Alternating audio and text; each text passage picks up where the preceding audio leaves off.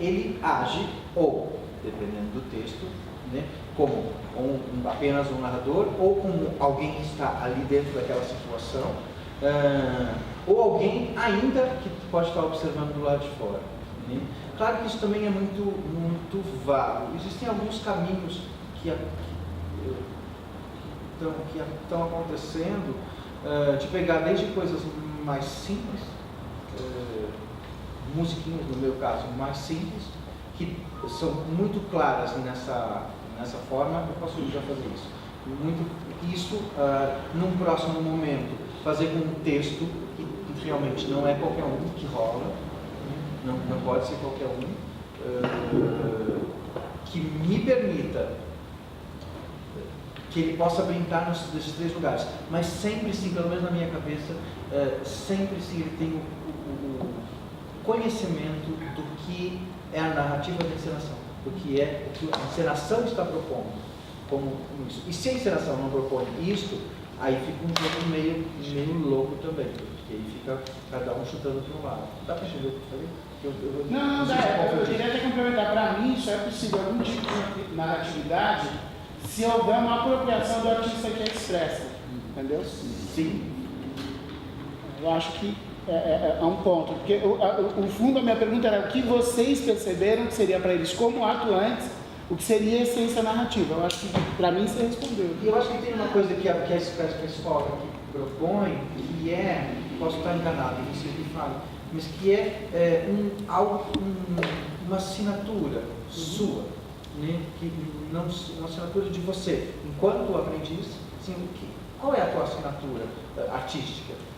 E eu acho que esse é um dos caminhos que pode te falar assim, ter consciência da sua encenação, mesmo quando for um trabalho que você está sendo dirigido ou que você está sendo propondo uma direção. Então, neste lugar de autonomia, talvez fosse a palavra melhor, isso ajuda, no caso aqui da escola, o aprendiz. Isso eu tenho reparado um pouco, porque que também já vem do trabalho que vem do vocacional, né? que você fala assim, o que você acha disso? Né? Ou você está simplesmente fazendo uma repetição de clichês, que é o que a gente evita desesperadamente não fazer, e a gente faz. Né?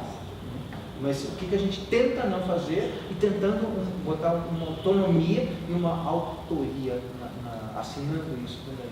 Talvez isso facilite, se você ver o conhecimento de tudo. Mas tu sabe, lá é um núcleo experimental de artes cênicas voltado para atores. E esses encontros não são com encenadores, nem com diretores. Eventualmente, o Dado é também diretor, a Yara também é diretora, mas eles também são atores. Eu fiz questão disso. Mas, assim, eles têm encontro com o público. Né? Isso, de uma certa forma, trava ali o teatro, o que é a essência do teatro. Agora, tem uma coisa assim, que eu acho que eu percebi, essas perguntas absolutamente fundamentais, mobilizadoras e fundamentais, tipo, o que você quer fazer enquanto artista, qual a sua assinatura, qual o seu projeto, elas são enormes e paralisantes, às vezes.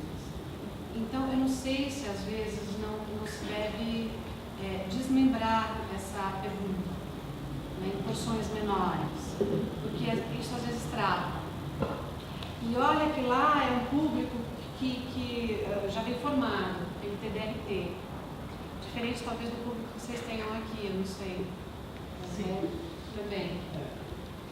E, então você já parte de você pega um cara que nem sempre é iniciante, ele não é iniciante, ele já passou por alguma experiência. Muitos deles já passaram por escolas excelentes, como a ECA, o CAC, o Unicamp. E mesmo para esses, às vezes, é uma pergunta muito grande essa. O que você quer dizer enquanto artista? Então, acho que o exercício, ele traz também o exercício fazer, né? Ele pode traduzir essa pergunta. Não sei o que Eu queria falar uma coisa, até para que vocês ajudassem a entender. Né? Tem um problema da cenografia, e a gente já passou por isso, essa coisa dessas nomenclaturas, né?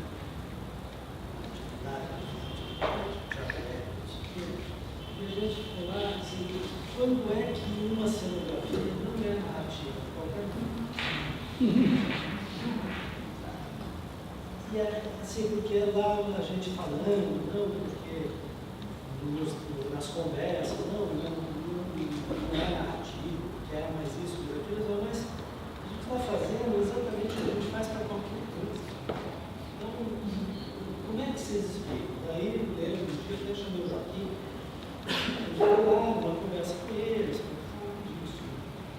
Que é complicado, né? Assim, em certos lugares, em certos aspectos, porque talvez na coisa da atuação, da dramaturgia, né, da atuação, você tem lá, quando você está narrando, quando você está interpretando, quando você está na cenografia. Não sei, sinto que é possível potencializar a discussão e potencializar essas diferenças mesmo.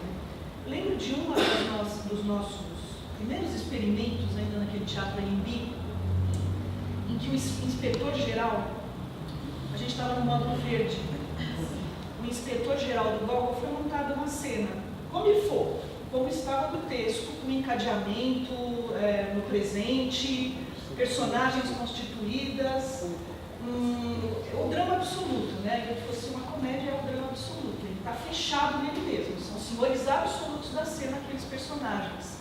Só que os aprendizes de cenografia colocavam nos ditos vilões, para simplificar a história, eles vestiam sapatinhos vermelhos. Isso eu jamais vou esquecer.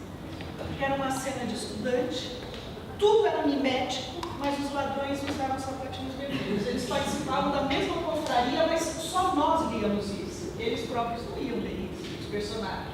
Porque fugia do esquema fechado da cena de personagem. Isso era pro público. Isso é um dado narrativo, de comentário, fortíssimo. Fortíssimo. Olha, para pensar, pode ter faltado pensar numa cor mais potente. Estava ali o comentário narrativo.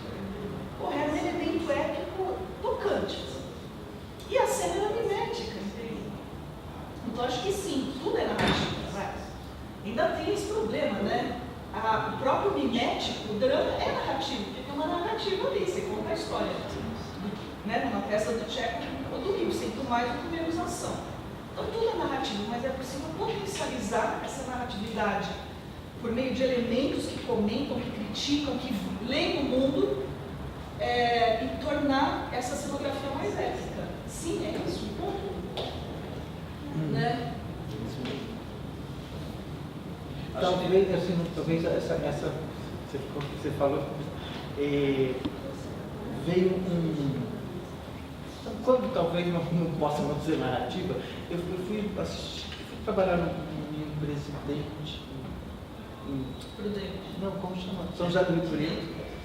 Eu fui trabalhar em São José do Rio Preto, e aí num festival, e teve uma menina que apresentou um negócio lá, que o cenário dela, especificamente o cenário dela, era a menina, como chama? Menino Tereza? A menina, como chama? Menino Tereza. Menino Tereza, sei lá, é isso que eu estava. Isso que eu estava. E a cenografia não era bom o espetáculo, mas a cenografia era uma cópia de uma coisa que ela tinha visto. E aí, o que ela era cópia do espetáculo original. E o que ela fazia não era o espetáculo original, não era nem cover, podia ser uma proposta, mas não era. E aí, assim, é quando você, de novo, não leu a obra, ou discordou da obra, nem discordou, você leu assim, aí tem isso, pimba, você faz assim, você não passou pelo teu olhar real. Talvez aí é uma única possibilidade de, não vou chamar de erro, mas não narra porque você não leu, você apenas reproduziu, você não sabe por que você está colocando aquilo ali. Então, talvez só para tentar, você falou assim, como é? Isso, eu me lembro que, assim, uma coisa não tinha a ver com a outra. E ela queria dizer alguma coisa, mas não, a cenografia não ajudava, porque eu falei assim, não, a pessoa que fez, eu nem sei quem é, copiou. E assim, não pensou sobre aquilo, então não teve o seu próprio olhar. Talvez essa narratividade exija o teu olhar. Não sei. Acho que a Miriam falou no início, né, dessa questão da contemporaneidade, que foi muito difícil você dizer isso, isso, talvez tem a delícia de tudo vir muito misturado e a gente não ter mais essas gavetinhas, mas também tem a desgraça, né, de quando você está na escola, né, você vai criar esses caminhos para os caras, né, e acho que a gente tem que sempre dizer para eles, ó, a gente está fazendo aqui um olhar que é extremamente didático, né? Porque no fundo a gente pode ver que isso aqui perpassa por performatividade. E eu lembro que da provocação da mercado de cenografia era exatamente isso. Mas peraí, tudo isso que a gente está falando na narrativa, eu já fiz a performatividade. Por acaso tinha aqui já alguns que já tinham passado por performatividade. E que a gente está chamando isso agora de narratividade e não de performatividade. Por que agora a gente resolveu chamar isso de outro nome? Né? E acho que foi interessante ali naquele momento deles, primeiro de assumir essa potência que a cenografia tem, que é narrativa, sempre vai ser narrativa. Mas de que maneira são possíveis estabelecer jogos onde essa vocação, essa natureza da cenografia, passa a virar texto cênico, de fato. Né? Passa a virar potência na leitura desse trabalho. E acho que esse exercício foi muito interessante com ele, né? De que jogos possíveis eles podiam fazer, inclusive na relação com a própria direção, né, da própria do diretor, né? Porque às vezes o diretor está propondo uma determinada alinhamento na cena e esse cenógrafo pode também. Os portugueses têm uma expressão que eu acho que é muito legal, assim, que elas falam com a cenografia, elas podem condizer, né, ou seja, falar a mesma coisa que afirmar ou contradizer, né? Quando eu estou dizendo outra coisa, né, eu crio ali elementos narrativos. Né? Eu acho que o nosso grande desafio com eles também é criar quais são as possibilidades que a gente pode pensar numa cena dentro da questão da narratividade. Porque eu posso pensar num projeto de encenação, né, onde toda a proposição do diretor da encenação ela é altamente voltada à questão da narratividade, como eu vou criando todos esses universos, eu não estou criando uma relação de ação e reação, mas eu vou dispondo todos esses fatos e cabe ao espectador fazer isso, mas isso não impede que isso seja encaminhado por personagem, né? Como isso pode ser feito através da dramaturgia, como isso pode ser feito de um texto de fato, que vem com essa característica mais narrativa, e assim por diante. Existem muitas entradas e possibilidades e jogos que eles podem experimentar a partir disso. Aí, Joaquim, eu acho que... Pode falar. Não, eu digo, Joaquim, você como coordenador se pudesse responder, porque a gente fica propondo tantas coisas que a gente não sabe o que é. Acho que por duas coisas. A gente quer saber também, né? Porque eu estava falando dos orientadores, né? A gente estabelece lá o eixo, o operador, a gente estabelece o material, que é o material de fato de trabalho, que vai como input para a cena, o artista operador, né? E aí eles vão perguntar assim, nossa, vocês escolheram isso porque provavelmente vocês conhecem muito profundamente essas relações e vocês querem ensinar sobre isso. Então, ao contrário, é porque a gente tem tanto interesse em investigar isso quanto eles. Quer dizer, lógico que existe uma assimetria, né? Muitos desses aprendizes nunca tiveram nenhum contato com essas coisas, nem nós também não tivemos. Mas a assimetria que existe é que, de uma certa maneira, a gente tem condições, ou tem materiais, ou tem elementos para conduzir essa investigação junto com eles, né? E de propor esse trabalho. Né? Não, acho que eu tenho. Porque, agora existe uma diversidade. Não, mas não se sabe. Eu sou da nova, estou estudando. Então tudo pode ser. Chega na narrativa. É a mesma coisa. Lógico que existem tendências estéticas de trabalho, a maneira como cada grupo conduz o seu trabalho. Mas eu nunca vi ninguém começar um trabalho e pensar, agora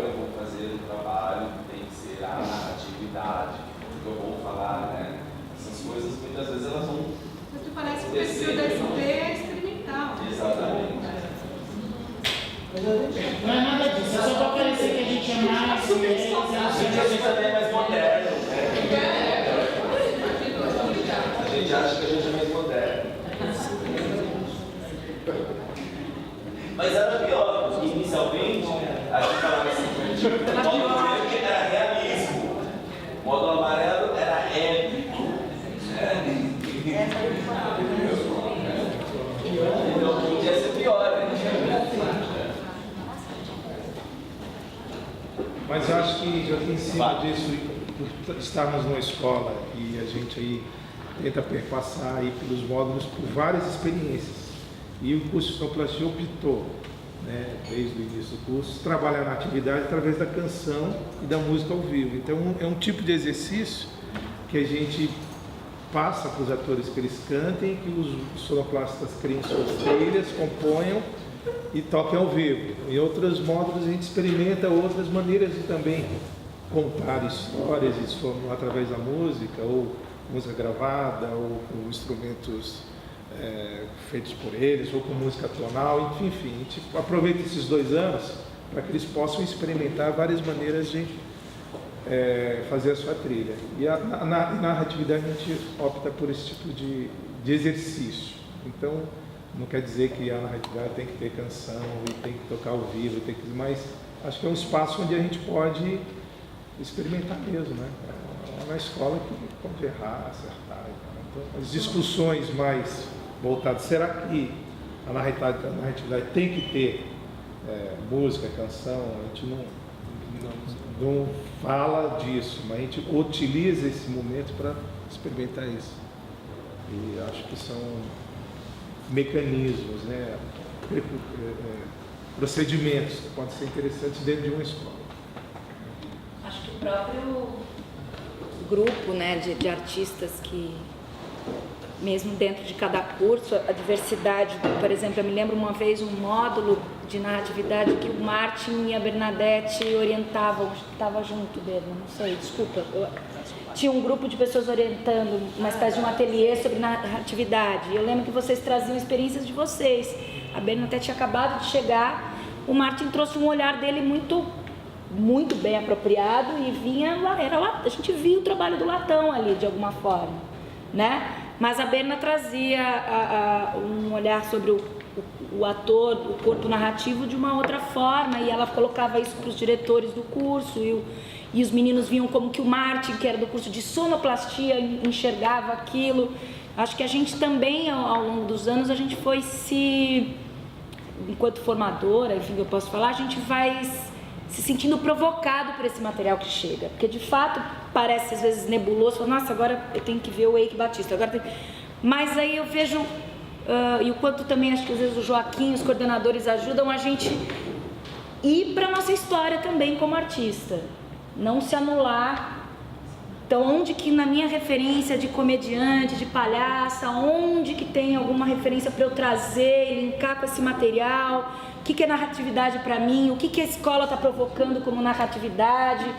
Então, por um outro lado, ouvindo vocês falando agora, como pesquisadores também, investigadores na sua arte, porque o Vertigem e o Folias se doam muito a um processo imersivo de investigação, mas que rende, né? Porque depois a gente vê o material e vê na cena a coisa acontecendo.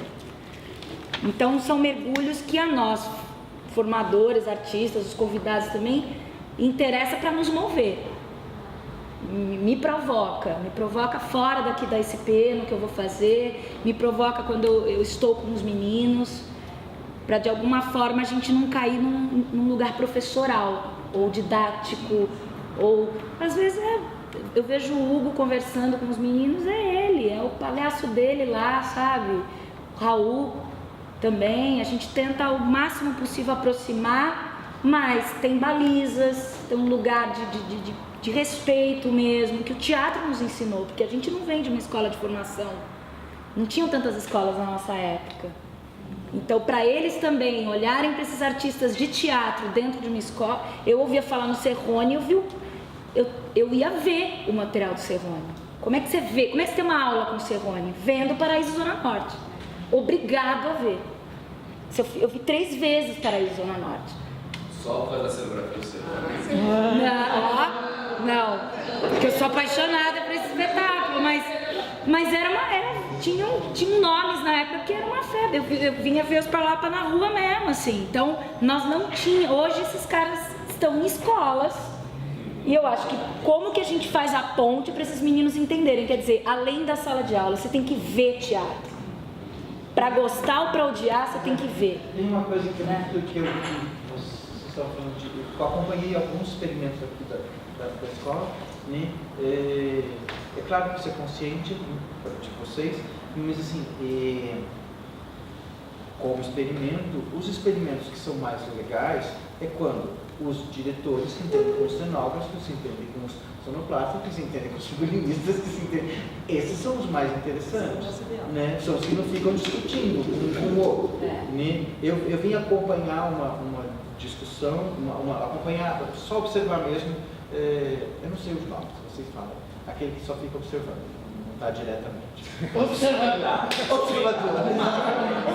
Deve ser isso. Comentários. Isso, comentarista. E aí, tinha uma discussão de um diretor, um aprendiz de diretor, que falou assim, não, mas a gente vai fazer à tarde, não sei o quê, e tinha uma discussão muito veemente de assim, como eu vou fazer a luz, se é à tarde. Era uma discussão muito forte. E eu ficava assim pensando, meu Deus, eu se fosse iluminador, realmente, eu não sei. Como eu vou fazer um espetáculo se tem luz? Porque aí eu pensava assim, precisa ter luz. Mas ninguém entrava nessa discussão também, porque assim, não, eu tenho que fazer uma luz. Eu falei assim, mas eu já vi espetáculo que também não tinha luz. Né? Já vi espetáculo meio-dia que tinha luz. Tinha luz do sol. Ou será que eu vou aproveitar a luz do sol como espelho? Não sei, não é a minha área de pesquisa. Né? Ao mesmo tempo que tem assim, eu tenho que ter luz, eu tenho que ter som, eu tenho que ter música cantada, eu tenho que fazer música ao vivo, eu não tenho que fazer nada. Mas o mais legal é que essas áreas, e isso sim, é o que acontece aqui, vocês também sabem disso, isso acontece, isso é o mais legal. Né? E quando não rola muito bem, é porque alguém está puxando mais para esse lado ou mais para o outro. Aí o público fica assim, ou para onde que eu vejo? Para onde que eu faço? Uma experiência que teve aqui, um experimento que teve aqui agora de uma igreja, uma coisa de igreja. Né? Era uma proposta cenográfica clara, beleza, e os atores ficavam... Eu falei assim, gente, vê a cenografia, vê onde você está. As aulas do Felipe. Né? Vê a cenografia. Não. Eu não sei como foi. Eu vi a segunda entrada. É isso? Segundo experimento, não foi? Primeiro e segundo, eu vi o segundo. Eu não vi o terceiro. Então assim, acho que melhorou muito. Acho que o pensamento. Mas isso é muito legal. A gente também. Todo mundo faz um ensaio geral para dar meta. Entendeu? Para chamar os coleguinhas para ver. Esse é o processo que na escola está sendo pensado desse jeito. Então acho que o caminho é isso. Agora sempre. De onde apareceu este guarda-chuva que não tinha aqui antes? Na verdade, Você não viu que ele saiu da igreja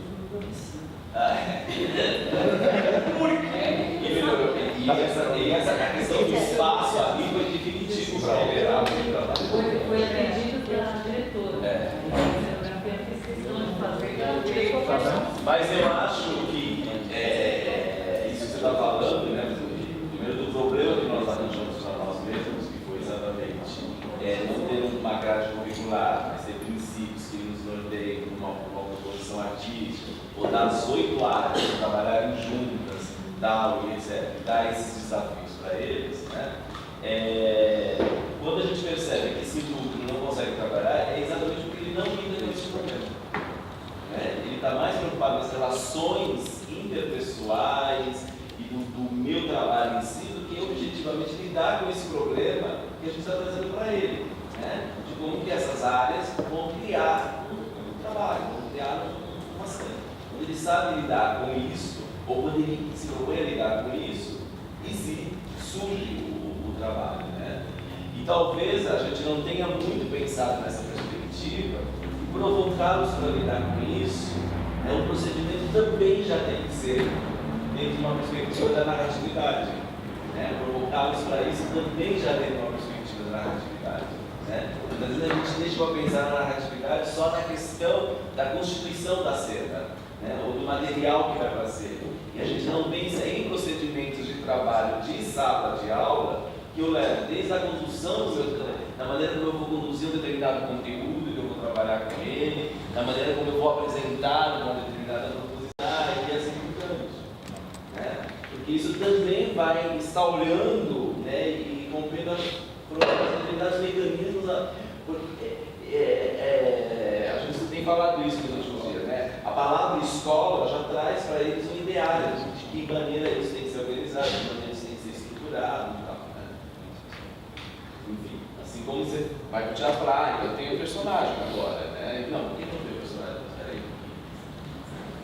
Eu lembro eu coordenava um curso e a gente fazia uma encenação lá com a Ingrid, tinha os protocolos. E eu vi uma menina escreveu assim, o meu espetáculo de formatura, de repente eu virei um peixe. Minha família toda estava lá e eu era apenas um peixe. Por acaso era em cima do tubarão? O peixe é o mais importante. Mas para ela ela tinha um fetiche assim. Eu tinha que ter uma personagem, como eu sou um peixe.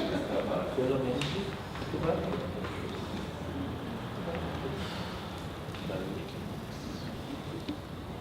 Enfim. Joaquim, então, no módulo amarelo, essa concepção de narratividade está nessas relações desses elementos, né? Luz, som, dramaturgia. Eu estava falando da Bíblia E não centrado na questão da palavra. Então, não efetivamente na palavra, mas ela também não pode deixar de existir. Calma, que ela não pode deixar de existir, porque ela também é o nosso desafio, né? Mas não pensar unicamente só por meio da palavra. Mas é porque nós vamos da Lua para a Bíblia, né? Nós estamos num momento que é o momento das nossas provocações, porque a gente tem uma decisão a ser tomada e que ela já é diretamente nas nossas reuniões pedagógicas, né? Assim, dentro da questão da narratividade e da impossibilidade de criar um conceito único, fechado, tal, etc., o que nos interessa é provocar os aprendizes nesse módulo. Agora é importante frisar que a gente a cada módulo está repensando, vem repensando alguns pequenos procedimentos. Um deles aconteceu no módulo verde, conflito e personagem. O tempo dos 3 experimentos é sempre curto, por mais que seja longo o terceiro.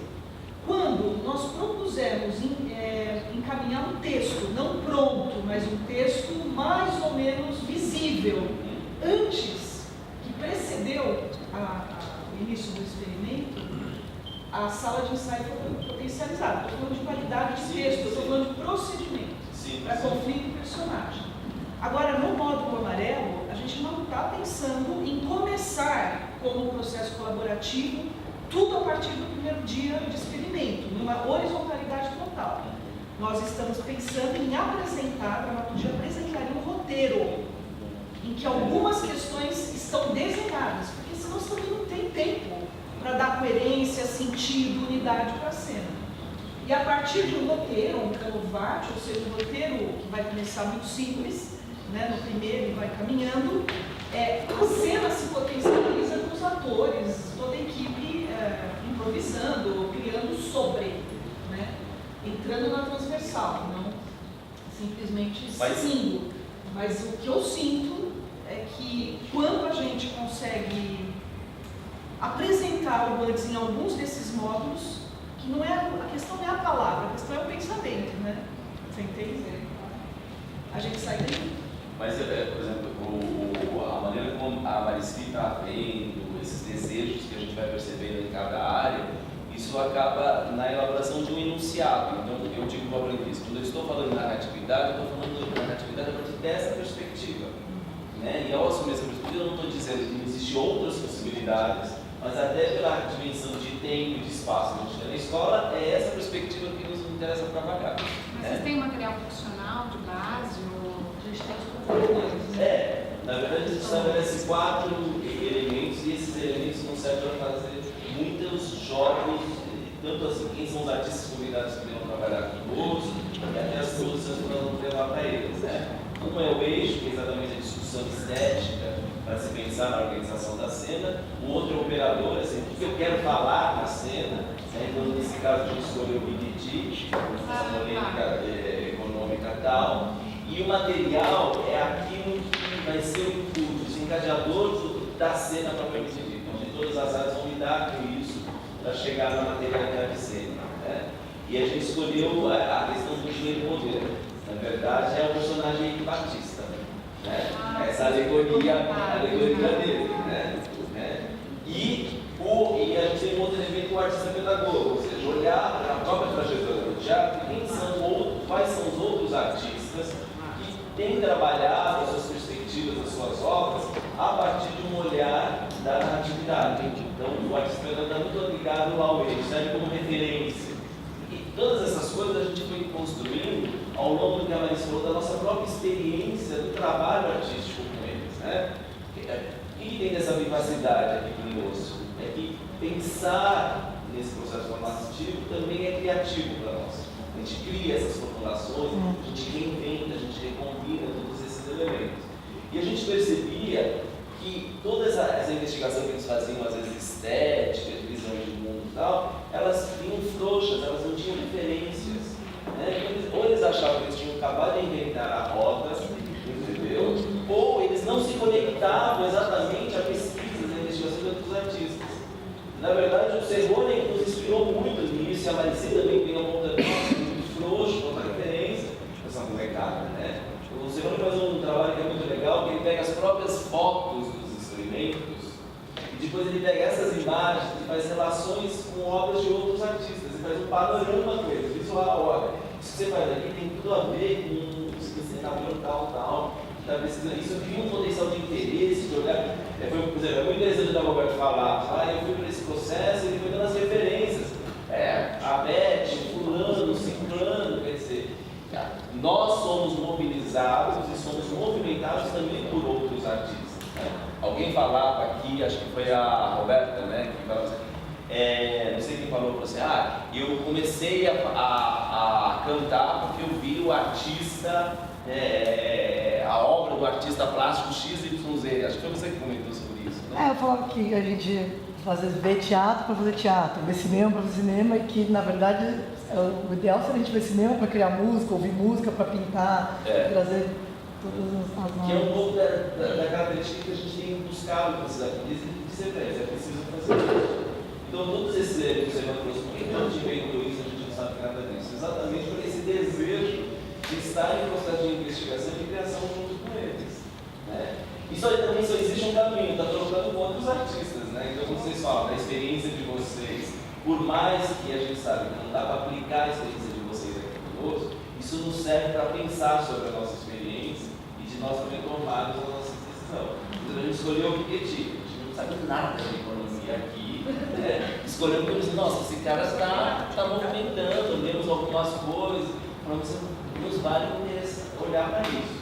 Aí veio o Eluz hoje de manhã, né, e falou um monte de coisa, nós arranjamos um problemão, né?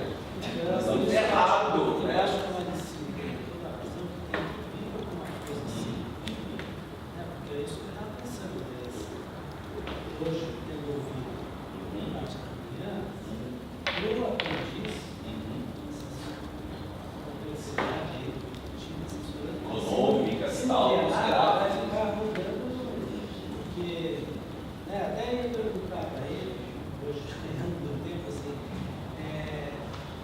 que eu achei tudo muito curioso e interessante, né? Só que assim, eu ia falar para você, com a sua intuição, você acha que isso vira teatro? Sim. O negócio é que o Rodolfo não está aqui, né? Mas esse acho que é o nosso grande desafio, esse é o nosso trabalho, esse é o nosso trabalho. O que ele vai fazer é ser ligado para o seu lado do teatro. No fundo, é o mesmo procedimento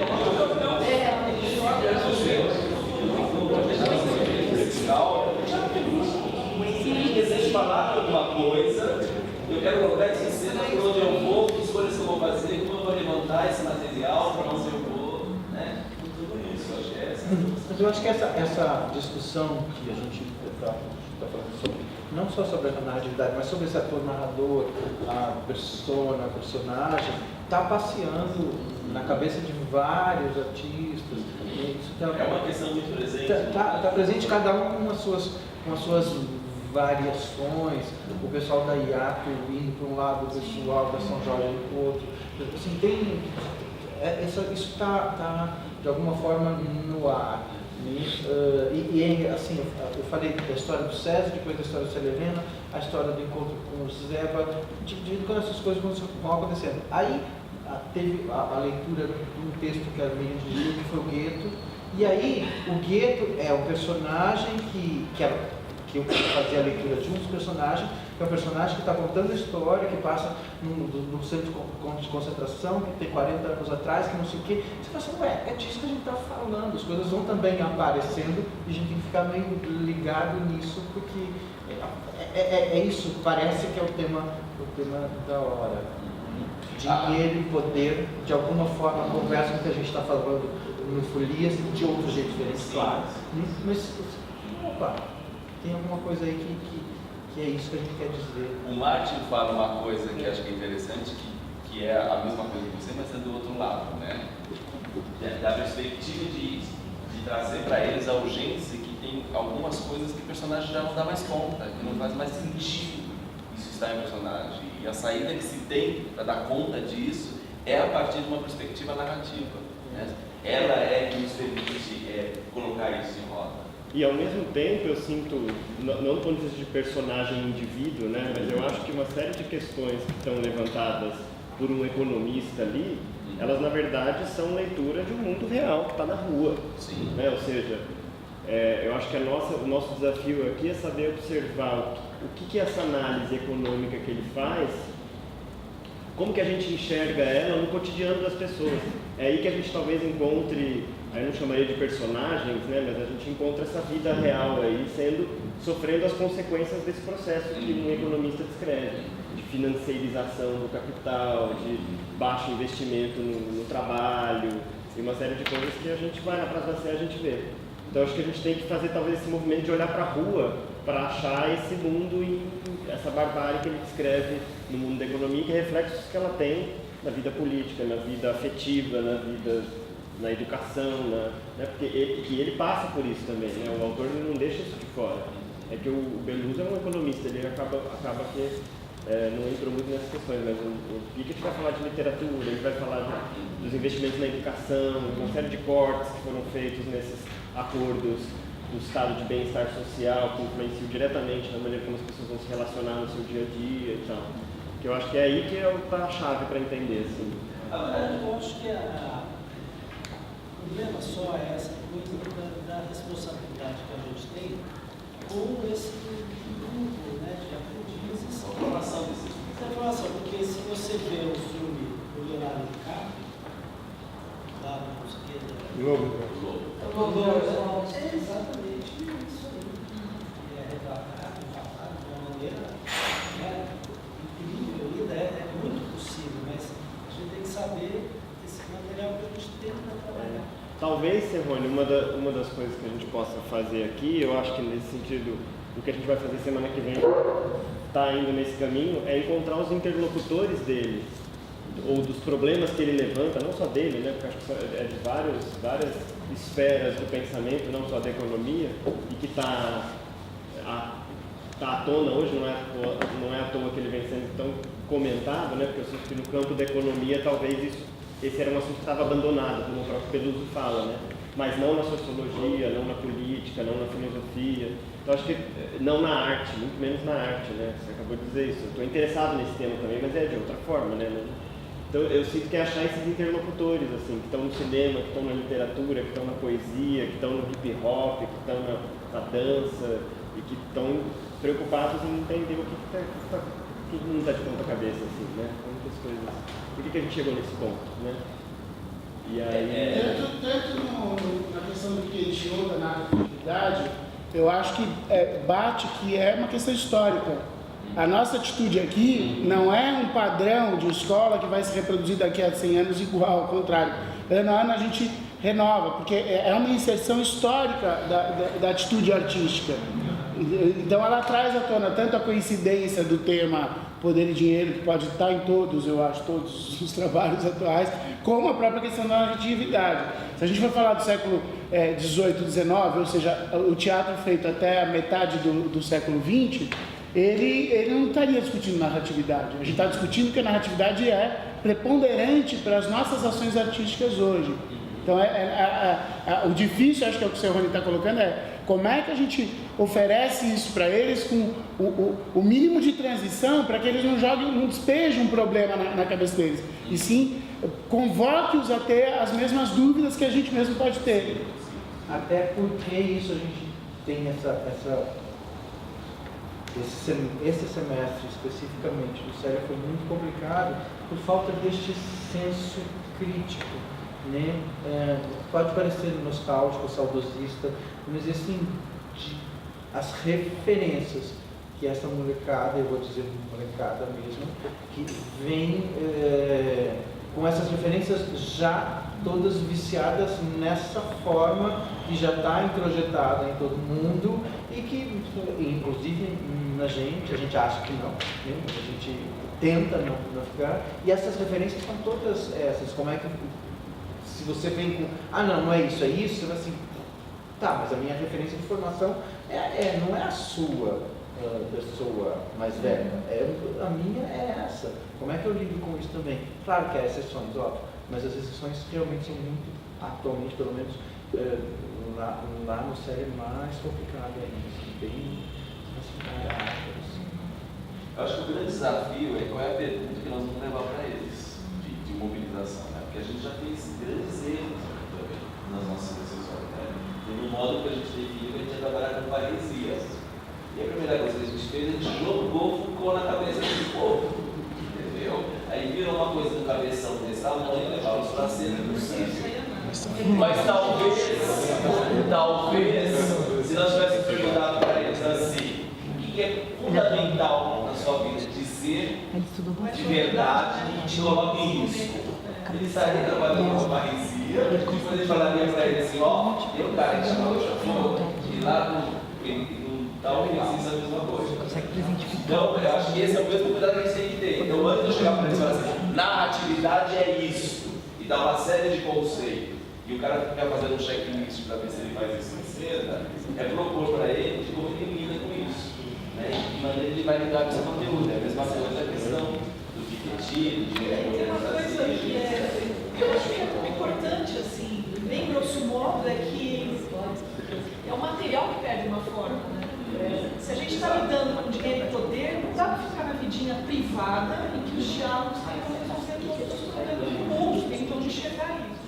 Então, se eles conseguirem entender que a gente está para além do dramático, porque o dramático não dá conta desse mundo do dinheiro e poder, a gente precisa trabalhar em camada, né? Precisa ver o ele, precisa se distanciar para ver, vai ser um puta ganho, porque aí eles vão pedir narrativa, e não essa adesão ao conforto mimético das novelas, né? Porque a adesão ao conforto mimético é uma maneira de pensar em nada, né? Se deixar arrastar pelas cenas novelescas e tal. Isso para nós, na América, é muito forte. Né? E acho que é uma questão de ponto de vista, né? Como você já estava falando, não tem cenografia que não seja narrativa. E aí eu estava aqui conversando com a Lei, num certo sentido também, se a gente pensar que para mim a narratividade é uma questão de ponto de vista, ângulo de visão, mas também não dá para dizer que, por exemplo, uma cena, entre aspas, dramática não tem ponto de vista. A questão é que o ponto de vista da estrutura dramática está voltado completamente para a relação intersubjetiva das personagens que habitam aquele ser, e tudo vai girar em torno desse ponto de vista. Quando a gente escolhe ampliar o ponto de vista e tenta dar foco a outras características do problema em questão, a gente vai ter que lidar com outras formas de colocar isso em cena. E aí me parece que a manipulação do tempo, a manipulação do ângulo de visão, se você vai dar um foco naquilo, como é que você faz isso, essa manipulação desses elementos para gerar essa diversidade de ponto de vista é que convida a gente a chegar na narratividade. Quer dizer, aí a função da narrativa, que me parece que é um pouco aquilo que o Hugo estava falando atrás, dizer, qual é a função da narrativa, né? Ele não usou esse termo, mas quando ele fez a pergunta lá, você tem a consciência, senão você fica formalista fazendo uma série de procedimentos narrativos e você não está sacando o quanto aquilo te atravessa, né? O quanto, e aí pensando até lá no próprio Benjamin, né? O quanto que a narrativa é partilhar a experiência. E se experiência é aquilo que atravessa, quer dizer, como é que eu vou colocar em cena uma coisa que não me atravessou? Acho que... Nossa, é a palavra que eu mais ouço dos meus meninos lá. Eu dou um relatório para eles no final do módulo. Atravessar, não fui atravessado, me deixei atravessar. É incrível como essa palavra, assim, é uma palavra atravessar, está atravessando o meu dia. É porque eu acho que é isso mesmo, existe talvez de geração, não sei, um desejo que isso aconteça. Eu acho bárbaro dele. Porque eu acho que o que é o atravessar? É justamente esse ponto de vista. O que você pensa, o que você fez. E aí você se coloca. Exatamente. Porque acho que fica nessa questão. Por que narrar? Porque você agora está discutindo uma temática, não sei se essa é a palavra mais adequada, mas é social, é ampla, é de um interesse maior do que dentro da relação interpessoal. Não que dentro de uma cena, um teatro narrativo, não possa também ter uma relação interpessoal acontecendo. Mas, nesse sentido, acho que o drama não dá conta do que ele está trabalhando.